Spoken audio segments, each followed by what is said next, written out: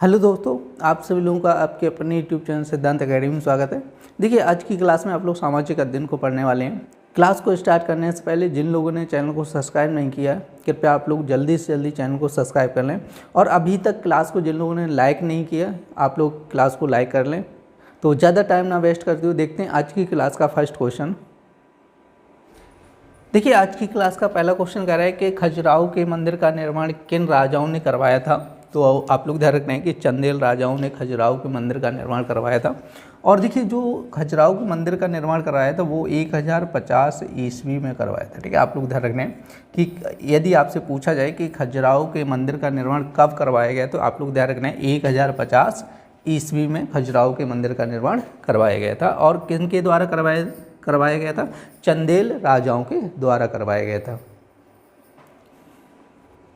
देखिए, next question कह रहा है कि राजपूत कालीन प्रसिद्ध शिक्षा के केंद्रों के नाम लिखिए। तो देखिए, एक तो आपका काशी हो जाएगा, दूसरा जैसे कन्नौज हो जाएगा, और आपका नालंदा भी हो जाएगा, जैसे नालंदा, विक्रमशिला, उज्जैन, धारानगरी।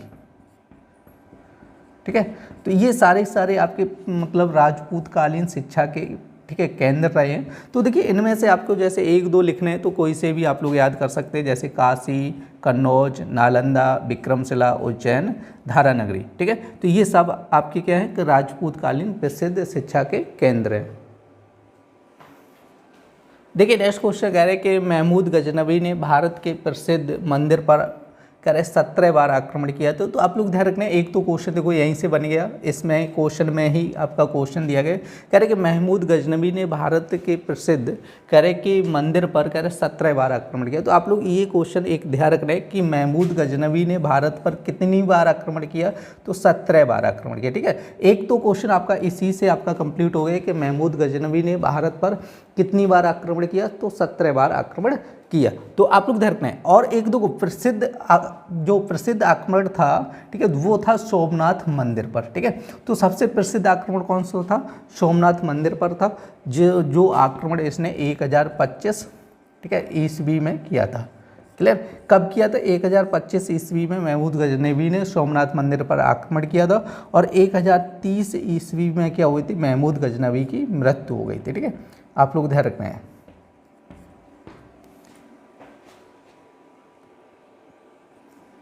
देखिए, नेक्स्ट क्वेश्चन कह रहा है सल्तनत कालीन राज्य की आय के दो साधन लिखेगा। सल्तनत कालीन आप लोगों को बताया था, ठीक है, जो हमने बताया दिल्ली सल्तनत, ठीक है, उसकी बात कर रहे हैं। ठीक है, दिल्ली सल्तनत में कितने वंश हुए थे? 5 वंश हुए थे। ठीक है, और पाँचों के बारे में फर्स्ट जो था आपका गुलाम वंश था। ठीक है, फिर से देखो पिछली क्लास में आप लोगों को बता चुका हूँ ये सारी चीज़ें। ठीक है, गुलाम वंश। नेक्स्ट हो जाएगा आपका खिलजी वंश। ठीक है, खिलजी वंश। थर्ड हो जाएगा आपका तुगलक वंश। फोर्थ हो जाएगा सैयद वंश। ठीक है, सैयद वंश। और फिफ्थ हो जाएगा लोधी वंश। ठीक है, देखो इम्पॉर्टेंट है इसलिए बार बार आपको बता रहा हूँ। ठीक है, क्योंकि आपके पिछली क्लास में भी पूछा गया था कि दिल्ली सल्तनत या सल्तनत कालीन ठीक है 2 राजवंशों के नाम लिखिए, ऐसे क्वेश्चन पूछा गया था। और एक क्वेश्चन ये भी पूछा गया था कि दिल्ली सल्तनत के मतलब अंतिम शासक, ठीक है, अंतिम शासक के बारे में पूछा गया था, जो लोधी वंश का इब्राहिम लोधी था। ठीक है, आप लोग ध्यान रखना है, लोधी वंश का कौन सा था? इब्राहिम लोधी अंतिम शासक था दिल्ली सल्तनत का। तो अब इस क्वेश्चन में आपसे क्या पूछा है कि दिल्ली सल्तनत राज्य की आय, ठीक है, आय के 2 साधन लिखे। ठीक है, मतलब जो दिल्ली सल्तनत थी, ठीक है, उस समय राज्य की आय किससे होती थी? ठीक है, मेन मतलब साधन क्या थे कि जो राजा होते थे अपना राज्य चलाने के लिए, ठीक है, इनके पास इनकम सोर्स क्या थे? ठीक है, इनकम कहाँ से आती थी? देखो मेन तो क्या था? कृषि थी। कृषि से आय मतलब क्या होता है? टैक्स लेते थे कृषि पर। ठीक है, एक तो ये था। दूसरा क्या था? व्यापारियों पर कर लिया जाता है, टैक्स लिया जाता है। ठीक है, जो व्यापारी होते थे वो भी क्या करते थे? टैक्स देते थे। कृषि पर टैक्स लिया जाता था। पहले देखो कृषि पर क्या होता है कि उपज का लिया जाता है, जितना भी उपज होता है उसका जैसे 1/10 भाग, 1/12 भाग ऐसे टैक्स लिया जाता था कृषि से और व्यापारियों से। ठीक है, यही 2 आपके क्या हो जाएंगे? साधन हो जाएंगे, तो जो पूछे गए थे दिल्ली सल्तनत कालीन राज्य के आय के 2 साधन हैं। देखिए नेक्स्ट क्वेश्चन कह रहे हैं कि परतदार सेल के दो उदाहरण लिखिए। देखो एक तो आपका हो जाएगा जैसे बलुआ पत्थर, ठीक है, डोलोमाइट, चूना पत्थर हो जाएगा। एक आप और लिख लें लिग्नाइट, ठीक है, ये भी आपका परतदार सेल का उदाहरण है, ठीक है। देखो परतदार सेल आपसे, देखो सेलों के बारे में आप लोगों को बता चुका हूँ, ठीक है, जिन लोगों को नहीं पता फटाफट देख लीजिएगा कि सेलें आपकी 3 प्रकार की होती हैं। कितने प्रकार की होती हैं? 3 प्रकार की होती है। नंबर 1 आपका हो जाता है आग्नेय सेल, ठीक है, आग्नेय सेल, आग्नेय सेल। नंबर 2 हो जाता है अवसादी, ठीक है, अवसादी सेल। नंबर 3 होता है रूपांतरित, ठीक है, रूपांतरित सेल, ठीक है, या कायांतरित सेल, ठीक है। आप लोग ध्यान देखो आग्नेय सेल में कोई परत नहीं होती है और हमसे परतदार सेल, रूपांतरित सेल में भी, तो आपकी अवसादी सेल क्या हो जाएगी? ये परतदार सेलें होती हैं, आप लोग ध्यान रखना है। तो वही पूछा परतदार सेलों के 2 उदाहरण लिखिएगा। तो आपसे एक तो याद रखना है बलुआ पत्थर, ठीक है, डोलोमाइट, चूना पत्थर या लिग्नाइट, ये 4 आपके उदाहरण दिए। इनमें से कोई से 2 आप लोग लिख सकते हैं एग्जाम में यदि पूछा जाए तो। और आप लोग ध्यान रखें, देखो अवसादी सेल से भी क्वेश्चन कई बार पूछा गया है कि किस सेल में जीवाश्म, ठीक है, जीवाश्म पाया जाता है। तो आप लोग ध्यान रखें अवसादी सेल में क्या होता है कि जीवाश्म, ठीक है, पाया जाता है, ठीक है। जीवाश्म किस में पाया जाता है? अवसादी सेल में।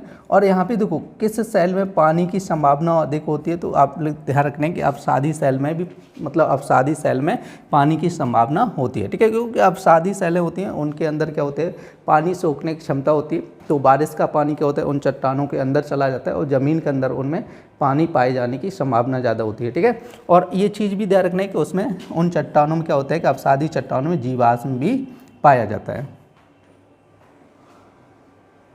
देखिए नेक्स्ट क्वेश्चन कह रहे हैं विश्व की सबसे बड़ी नदी कौन सी है? तो आप लोग ध्यान रखते हैं विश्व की सबसे बड़ी नदी की बात करेंगे तो आपकी हो जाएगी नील नदी, ठीक है। सबसे बड़ी का मतलब सबसे लंबी नदी कौन सी हो जाएगी? नील नदी। आपसे पूछा जाए भारत की सबसे लंबी नदी, ठीक है, सबसे लंबी या सबसे बड़ी नदी, तो आप लोग ध्यान रखना है ये गंगा हो जाएगी। और पूछी जाए विश्व की सबसे गहरी नदी, ठीक है, विश्व की सबसे गहरी नदी, ठीक है, तो आप लोग ध्यान रखना है ये हो जाएगी कांगो। क्लियर? नहीं, आप लोग ध्यान देखो विश्व की सबसे बड़ी कौन सी है? नील नदी है। यदि आपसे पूछा जाए भारत की सबसे बड़ी, ठीक है, बड़ी या सबसे लंबी नदी कौन सी है? गंगा नदी हो जाएगी। और सबसे गहरी नदी कौन सी है? कांगो नदी हो जाएगी।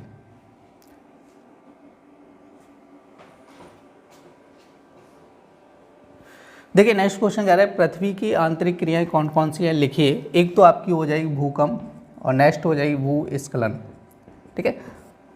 और देखिए आप लोग ध्यान रखना है कि जितना भी इम्पोर्टेंट है, ठीक है, उतना आप लोगों को समझाया जा रहा है, क्योंकि डीएलएड सेकंड सेमेस्टर क्लास के लिए देखिए सिलेबस जितना है उतना आपको बताया जा रहा है। वैसे पढ़ने को तो बहुत सी चीज़ें हैं आपकी, अगर जीएस की क्लास, अगर भूगोल या किसी भी क्लास के बारे में बात करें, ठीक है, तो लगभग 3 महीने 4 महीने तक सिलेबस ही कंप्लीट नहीं हो पाएगा, ठीक है। तो आपके लिए जितना पर्याप्त उतना बताया जा रहा है, ठीक है। जो भी इंपॉर्टेंट चीज़ें रह रही हैं वो सारी की सारी आपकी कंप्लीट करके चल रहा हूँ, ठीक है। और एक चीज़ और आप लोग ध्यान रखना है, जैसे आप लोगों के पास राजन सीरीज होगी, ठीक है, कुछ स्टूडेंट के पास आपकी पवन सीरीज होगी, तो राजन सीरीज और पवन सीरीज के हटके कुछ डेफिनेशन आप लोगों की यहाँ पे क्लास में बताई जा रही हैं।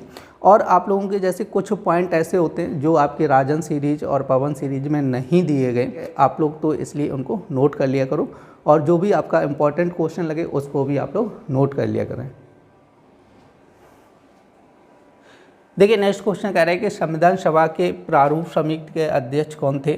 तो आप लोग ध्यान रखें भीमराव अंबेडकर क्या थे? प्रारूप समिति के अध्यक्ष थे। और देखिए इस समिति में यदि सदस्य की बात करेंगे तो टोटल आपके 7 सदस्य थे। और इस समिति के अध्यक्ष जो थे ना वो कौन थे? भीमराव अंबेडकर थे। और देखो प्रारूप समिति का मेन मुख्य उद्देश्य क्या था? ठीक है, संविधान के लिए प्रारूप तैयार करना, मतलब संविधान का मसौदा तैयार करने का मुख्य कार्य था। और इसी समिति ने क्या किया था कि भारत का संविधान का निर्माण किया था, ठीक है। और संविधान का निर्माण किसने किया था? भीमराव अंबेडकर ने किया था। और इसीलिए संविधान का जनक किसको बोला जाता है? भीमराव अंबेडकर को बोला जाता है। देखिए नेक्स्ट क्वेश्चन कह रहा है भारतीय नागरिकों के किन्हीं 2 मूल अधिकारों के नाम लिखिए। तो आप लोग ध्यान रखना है, फर्स्ट तो आपका हो जाएगा समानता का अधिकार, जैसे नेक्स्ट हो जाए स्वतंत्रता का अधिकार, और भी जैसे हैं, जैसे आपका हो जाएगा शोषण के विरुद्ध अधिकार, शोषण के विरुद्ध अधिकार, शोषण के विरुद्ध अधिकार। चौथा जैसे हो जाएगा धार्मिक स्वतंत्रता, ठीक है, धार्मिक स्वतंत्रता, धार्मिक स्वतंत्रता का अधिकार, ठीक है। तो देखिए ये आपके जैसे वैसे तो आपके क्वेश्चन में कितने पूछेंगे, 2 पूछेंगे, तो आपके 4 ध्यान रख रहे हैं, समानता का अधिकार, स्वतंत्रता का अधिकार, शोषण के विरुद्ध अधिकार, धार्मिक स्वतंत्रता का अधिकार। और आप लोग इनके अनुच्छेद और देख लो, ठीक है। तो अनुच्छेद आपका हो जाएगा यहाँ से 14 से लेकर 14 से 18 तक यहाँ पे हो जाएगा, ठीक है। और जो आपका स्वतंत्रता का अधिकार है अनुच्छेद 19 से लेकर 22 तक हो जाएगा, और इसमें अनुच्छेद आपका 23 से 24 तक हो जाएगा। इसमें जो आपका धार्मिक स्वतंत्रता का अधिकार है अनुच्छेद 25 से, ठीक है, 28 तक है, ठीक है। आप लोग ध्यान रखना, देखो इंपॉर्टेंट चीज़ है, आप लोग नोट कर लेना ये चारों पॉइंट।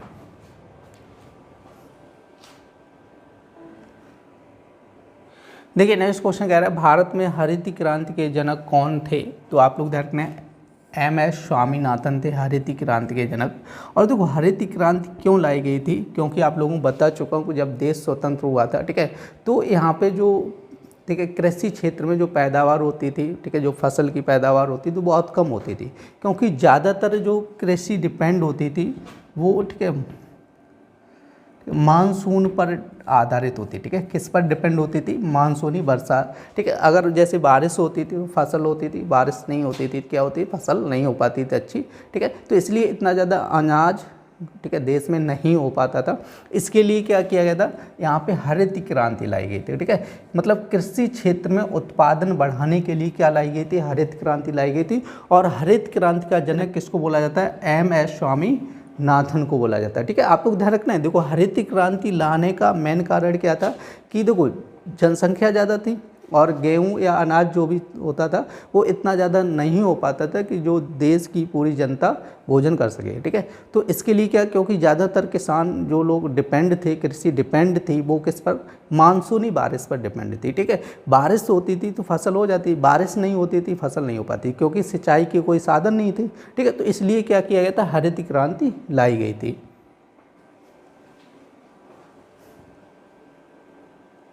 देखिए नेक्स्ट क्वेश्चन कह रहा है अर्थव्यवस्था की मूल समस्याएं लिखिए।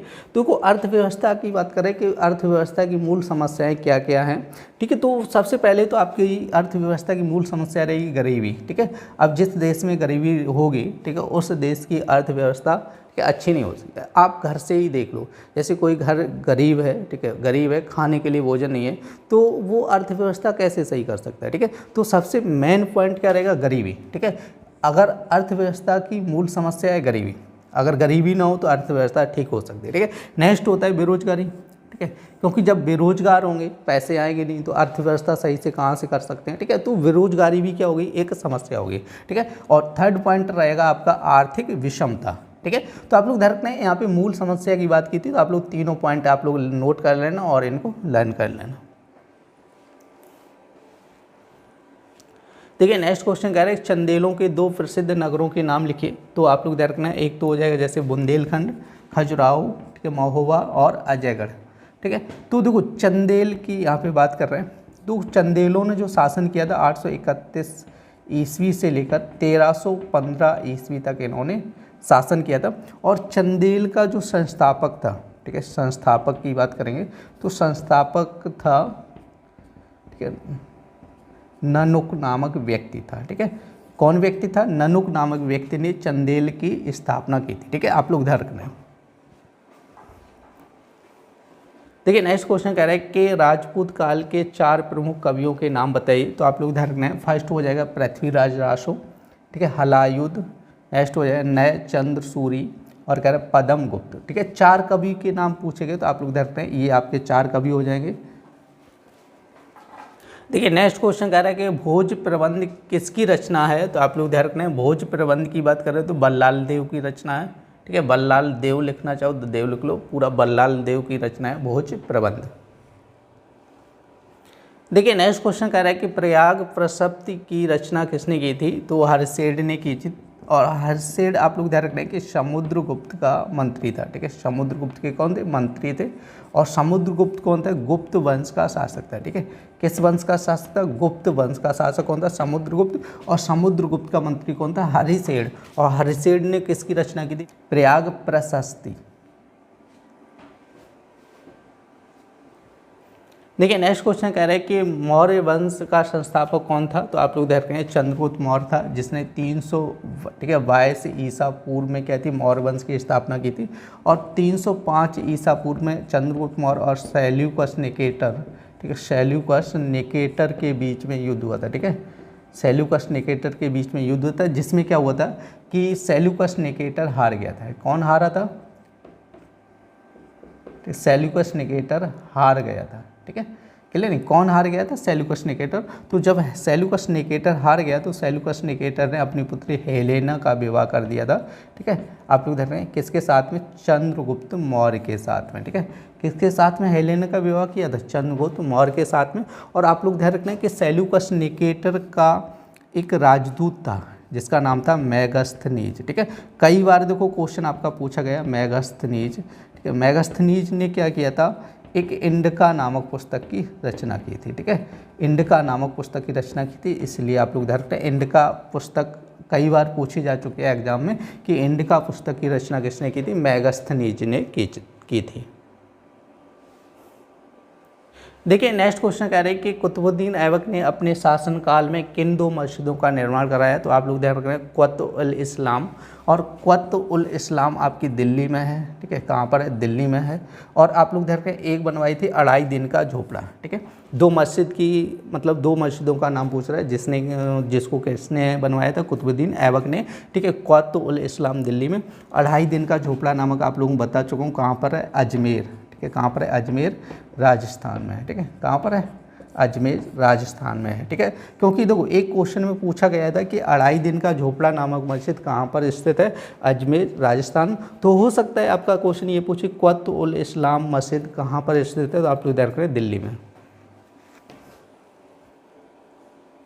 देखिए नेक्स्ट क्वेश्चन कह रहे हैं कि सल्तनत काल में कह रहे राज्य का सर्वोच्च अधिकारी या पदाधिकारी कौन होता था? तो आप लोग ध्यान रखें सुल्तान होता था। देखिए नेक्स्ट क्वेश्चन कह रहे हैं कि हिम नदियों के अपरदन से वी आकार की घाटी किस आकार में बदल जाती है? तो आप लोग ध्यान रखना है कि यू आकार में।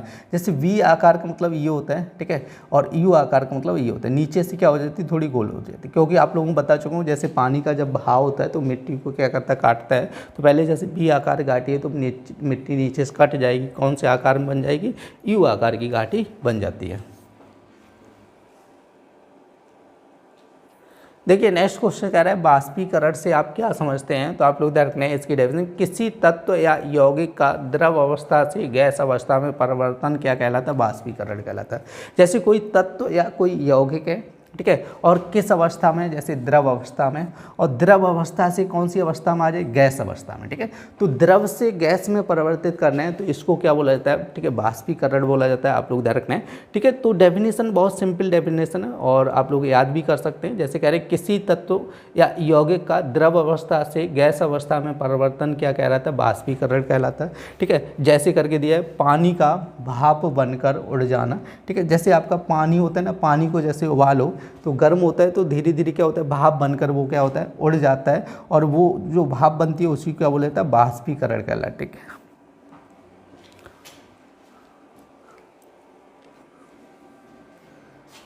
देखिए आज की क्लास में आप लोगों ने सामाजिक अध्ययन को पढ़ा था। उम्मीद करते हैं आज की क्लास आप लोगों को पसंद आई होगी।